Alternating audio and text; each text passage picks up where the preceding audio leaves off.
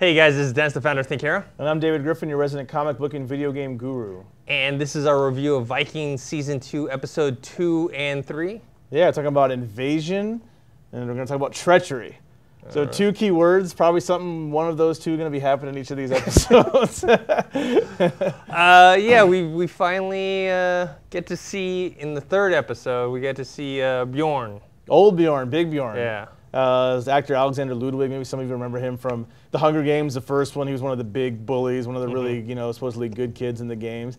I've liked these last couple episodes. I think, season one maybe had a little slower start. I think this season starting off with more of a bang. I think we've had a battle on each episode, a big fight. The Vikings, episode 2, finally sail to England.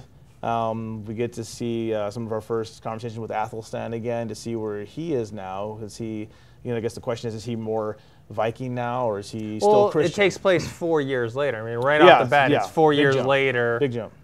We see, that Princess Aslog is pregnant again. Again, yep. And she's very jealous. Yeah. Because Ragnar is still acting like a kid sometimes, Yeah, first of all, she kind of annoys me. And second of all, it's like, how do you not know?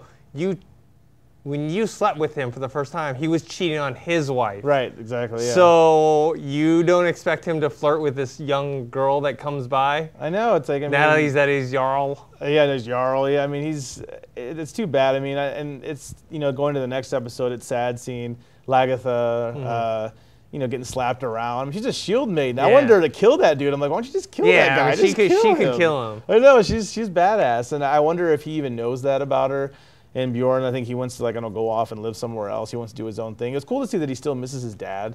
He says he has some respect for him. Yeah, but I also wonder if he has any resentment at all. Because I'm sure, yeah. I'm sure when they face each other, there might be some sort of reconciliation, but then also at the same time resentment in terms of, even though he chose to go with her, I'm sure he still holds a grudge that he chose this other woman basically over his old family. And I know that you said in the first season, some of your favorite parts from season 1 were when they talked about Viking culture versus the culture over in England, or especially now I think we're in Wessex.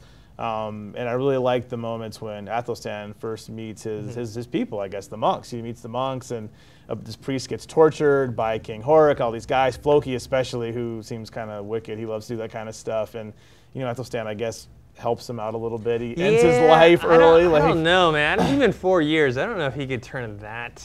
That situation here was out of mercy, but just killing the other Englishmen. Right.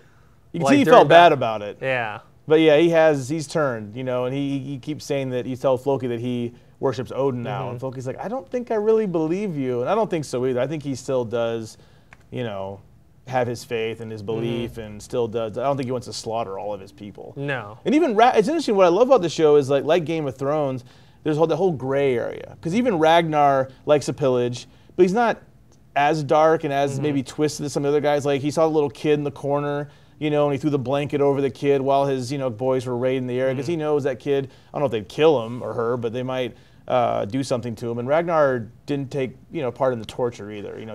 That one guy had opened up the trap door, and I was like, okay, well, they got some prisoners or hostages. He just started killing. Right. That's the one thing, that's fascinating about this show is we're seeing through the perspective of the Vikings and whatnot as the protagonists. They're not the good guys. No. If you think about it, if you really think about it, you're like, well, it's actually England is getting attacked by these guys. They're just trying to defend themselves. Even though they set up this new king, Ekbar, whatever, as the quote-unquote villain of the series. He's just trying to protect. I mean, he's an asshole for letting his people die and whatever, but he's being attacked. So, of course, he's going to try and fight back. Right. I think he's going to be a good villain, because I think somebody described, I think when it was episode 2, I believe Athelstan was, translating a conversation, and they're asking, well, what's this king like? And he looked at Ragnar and said, he's like you, according to these guys, not like you. So I'll be curious to see how that goes. Yeah, I like everything that's going on, and I guess you got to give some credit to Rollo, because poor Rollo. I mean, he's just like, I think they showed him about 4 years later. He's a drunk. He's living on the streets. I guess the equivalent of their streets over there. And I like to see he stuck up for the family. He did what his brother left him there to do. He protected his family the best he could. He had a little bit of redemption. We don't know if Ragnar is going to know about it or see it. I'm assuming so when he comes back. But but you know, at the same time, it's like, wow, like, because he wanted to die. Yeah, and I love that scene when they're, you know, fighting in the town square and they had that standoff. And you can see Rollo wants to stay. He maybe wants to have an honorable death. He wants to prove himself. And I love that there's some old guy next to him. I don't know who this character is. He said, Rollo, I'll tell the gods what you did today. Like, if anybody, like, he wanted somebody to be like, look, I did the right thing. I'm doing the right thing. And instead he has to go, you know, to live another day, he has to go in the hills with Ragnar's, you know, newborn son and Siggy. So, but Siggy's just shady. I don't know what she's got going on. Well, yeah, she sleeps with King Horik because she wants to get, I don't know. She wants power somehow. She wants power somehow. Like, yeah. But she's not going to get it with King Horik, but maybe he can help her out. Right. She's, you know, trying to manipulate Rollo. Right, yep. But yeah.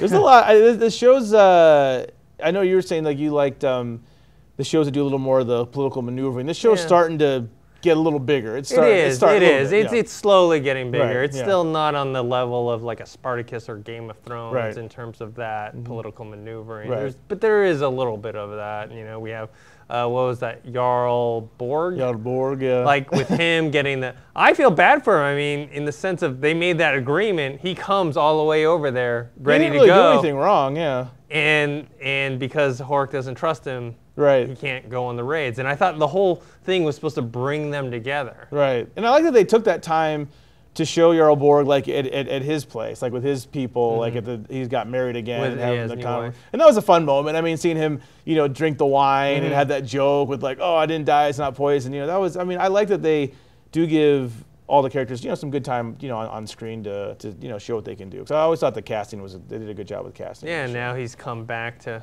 kill. Right. It's weird that he's like, he didn't want to attack Horik, but he wanted to attack Ragnar, who's like, not really that responsible. He was just a messenger. Right, yeah, because he's like, Ragnar didn't do, because I mean, yeah, he was just a messenger. He's like, I'm sorry, this isn't the way I would want to do things, but the king's the king, so I got to listen to him. But it's one of those things where I think Borg was like, I can't take out Horik, but maybe I can take out Ragnar. Right, because his place is all defenseless. So, I mean, it's going to be good. I'm going to be curious to see how, you know, what's going to happen when Ragnar comes back. If Rollo's going to hopefully get some cred for what he did, for protecting his family. How is Bjorn? We know Bjorn and Lagertha are going to end up, you know, meeting Ragnar again at some point. Like, how's that going to happen? What that's going to look like? Is Lagertha going to kill that man that she's with right now for slapping her around? Like, there's a lot of good things. I don't know what the whole thing is with the sun and the snake in the eye. I don't know what all that is. That's too much prophecy for me. But there's a lot of good things coming on this season, I think. It's off to a good start. Only 3 episodes in. Yeah. How long is this whole season? I think they gave it. Last year was 9. I think this is 10. I think they gave it one more episode. It's just 10 episodes. So like Game of Thrones. It's like Game of Thrones. Yeah, nice, short and sweet. Let's get to the point and then move on to the next story. All right, cool. Yeah. All right, guys, so let us know what you thought of Vikings episodes 2 and 3 of Season 2. You can post your comments below on the website, thinkhero.com, or on our YouTube channel, Think Hero Pro. Make sure to subscribe to that. Or you can check us out on Twitter. Talk to us about Vikings. You know, if you've seen our review and given the show a shot for your first time, you know, let us know what you think about that. You can find us at Think Hero. I'm at GriffinDE. And we also have a Facebook page. That's facebook.com/ThinkHeroFans. And make sure you like that page and share our videos on Twitter and Facebook and all the other stuff.